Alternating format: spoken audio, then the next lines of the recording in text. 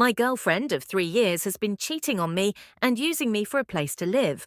My girlfriend and I were together for 3 years, and what I thought was a loving and committed relationship until about 2 weeks ago I found nude pictures between her and another guy.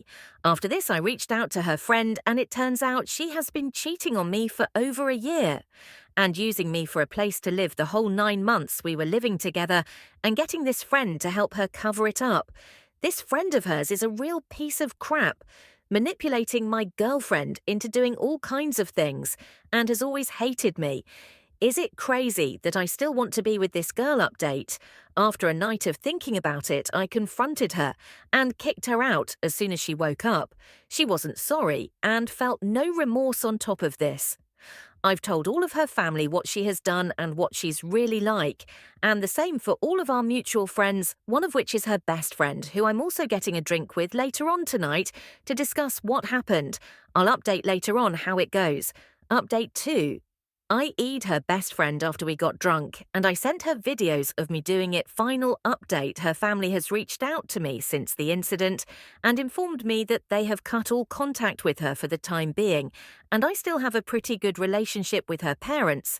All of her mutual friends have also cut contact with her, and for the past few hours she's been calling and texting me, non-stop calling me all manner of names to which I've just ignored. Overall, I'm pretty happy with how things turned out, couldn't have asked for a better outcome. Thanks for all of your support and advice in the comments. Let's get a couple community responses first up. Despite everybody's comments, I know how hard it is to just end it, man, I do. But I was on another similar sub a few months ago, and I saw a comment on a post that I have thought about almost every day. Don't be an a-hole to yourself, as hard as it is to break it off and just get away from it. You have to save yourself that trouble and hurt, and you've probably already asked yourself, maybe it is salvageable. But when you start thinking like that, you have to put yourselves first and really dig deep and figure out whether or not it will be worth it 5 to 10 years in the future. But I'll BS aside. I'm sorry, bro. I've been with so many girls that say, I don't cheat, I'm not that person at all. And we all know what they're up and doing. I wish you the best of luck. And what's to come, man? TM, if you need a person to talk to, someone else has this to say. Update 2 is the hat trick. Bravo. Whoa, for a minute there. I didn't think you were going to make it up, but kudos to you for taking charge of the situation and showing your ex-girlfriend and her manipulative friend who's boss and who could forget the grand finale of hooking up with her best friend. Talk about adding insult to injury. That's some next-level retaliation. But seriously, it's great to hear that you've cut toxic people out of your life and have the support of her family and your mutual friends. Remember, sometimes the best revenge is just living well.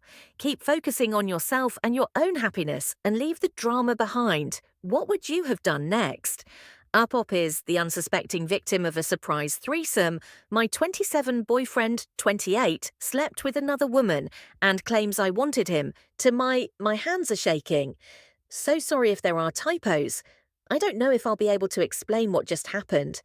I'm in a hotel room right now, just falling apart. I live with my boyfriend, Jack. We've been together 2 years. The relationship has been good. Sex is frequent, we say I love you often, and both of us participate in the other's family functions. I don't have any major complaints, and to my knowledge, he hasn't been unhappy. I am deeply in love with him. I came home today about an hour early. I had started to get a migraine at work, which isn't super unusual, and once I started to get nauseated, I decided I should just go home and lie down. It doesn't happen a ton, but maybe a few times a year, where I decide to take the afternoon off. My boyfriend works nights, so is often home during the day. Pulled in the driveway and his car was there.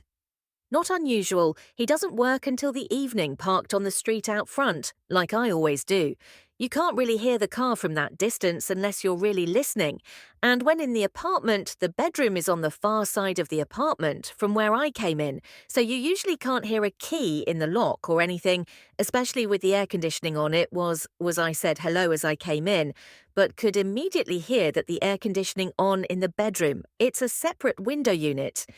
And pretty loud, I open the door to say hello to Jack, and there he is, right in the middle of having sex with a girl doggy style.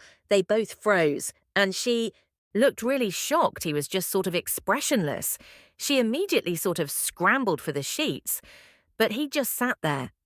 I guess I was in shock because I actually walked in the bedroom where they were and got my suitcase from under the bed. I even said excuse me to the girl effing my boyfriend. I went to my closet and threw a bunch of clothes in the case, and all the while he's constantly talking. I can't remember everything he said, but I distinctly heard him say, "I wanted to surprise you. We wanted to spice things up in the bedroom." I didn't say anything and left and came to this hotel. We've discussed having a threesome in the past, and I even said I would possibly be open to it at some point in the future. I told him I found the idea exciting, but that we would need to discuss things and find the right person. If it was actually going to happen, I never wanted him to just surprise me out of the blue. He's been blowing up my phone since he's left several voicemails and sent about a dozen texts. He said things didn't go like he imagined, but he thought it would be sexy to have a spontaneous threesome. He said he was just trying to fulfill my fantasy. I've been crying for the last 3 hours. I have no idea what to think of this point. I think he's lying to me. But what if he really thought he was doing what I wanted? Is it possible he's just that clueless? Please, please help. How thoughtful of Jack to try and fulfill your fantasy without any pesky communication or consent involved. And how can we forget his brilliant excuse that he thought it would be sexy to have a spontaneous threesome, because nothing says romance like catching your partner in the middle of a surprise romp with a stranger. Right? Good job, Jack, truly, a master of relationship dynamics. I don't want to say it. I mean, I really hate to say it, but I think you might be the clueless one here. Op update 2 days later. Firstly, thank you all for your comments and advice. My gut knew that I had to end the relationship, but I needed a kick in the pants to actually do it. The apartment we live in is actually owned by my uncle, with whom I am very close. I live there for free while attending grad school. It is part of a building he owns and was his way of helping me afford to further my education. He had no problem with my boyfriend also living there, on the condition that he help out with managerial duties and repairs around the building. I called my uncle and told him the circumstances, and he called Jack and told him he needs to find a new place to live. He's not on a lease or anything, so hopefully it won't be a legal issue. I haven't responded to Jack in any way since yesterday. I returned to the apartment this afternoon after going to the doctors to get tested for STDs. Thankfully clear. So far, Jack was there since he spoke with my uncle. He knew that I was breaking up with him and wanted him out. He immediately tried to argue with me, saying once again that the whole thing had been intended as a gift for me. I just ignored him as I went around the place packing his things.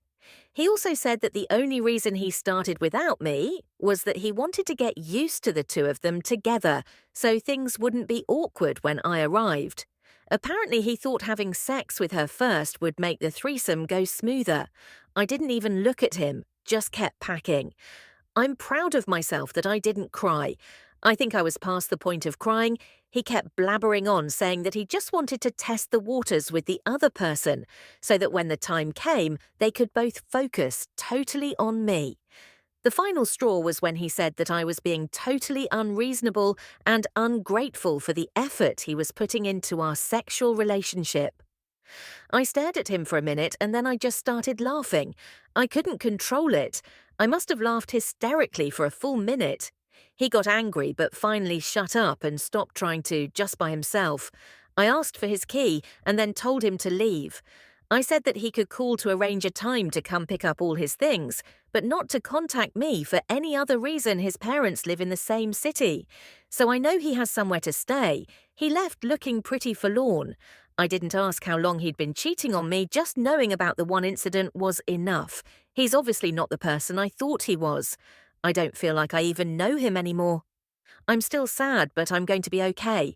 There's no way I could keep someone like that in my life. Thanks again for all the encouragement and motivation to end it for good.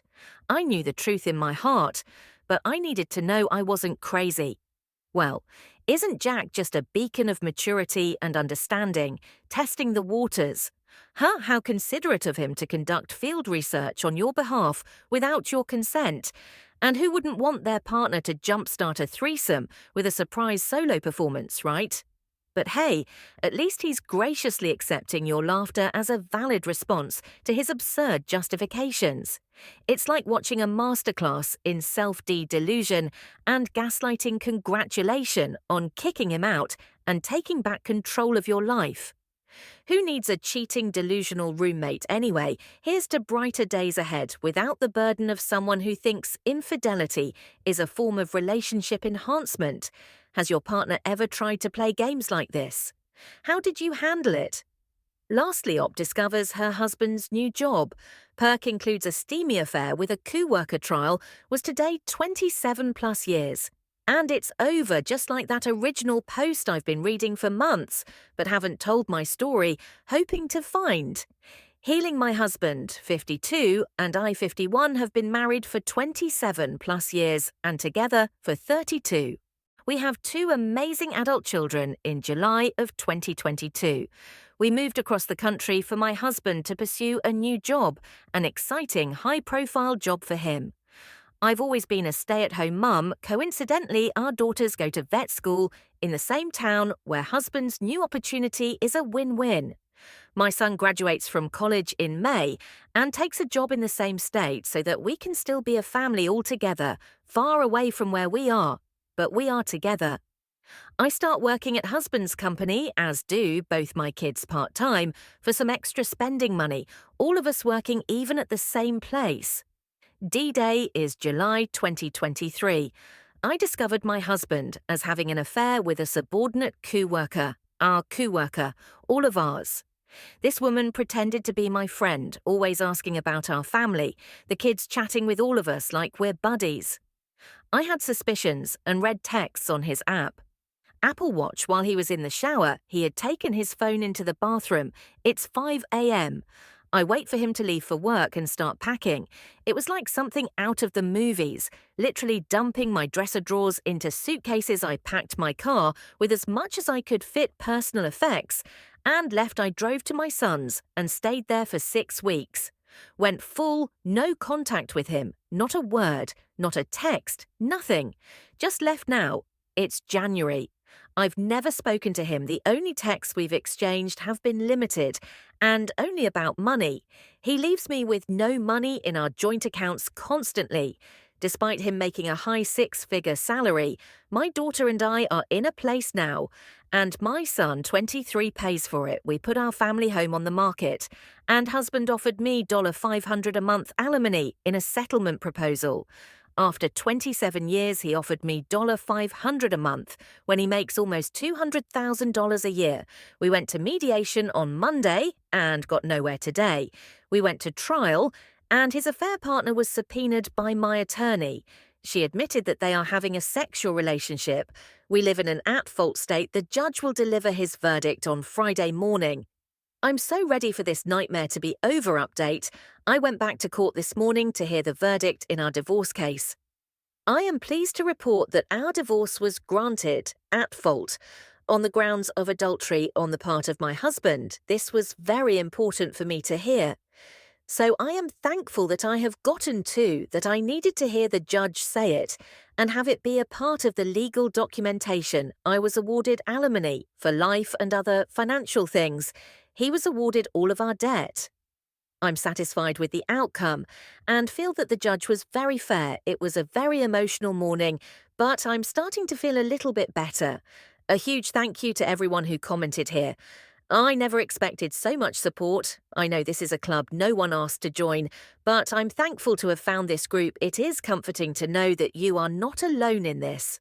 So again, thank you all. Let the healing begin. Moving across the country for a fresh start, only to find out that your husband's idea of fresh involves an extramarital affair with a coworker. How charming. Talk about bringing your work home with you to a whole new level, and the cherry on top, offer a mere $500 a month in alimony after 27 years of marriage while he's swimming in a pool of 6-figure salary. Goodness, it's the epitome of generosity, isn't it? Alas, justice prevails. Op made the healing commence. And may the next chapter be free of Apple Watch espionage.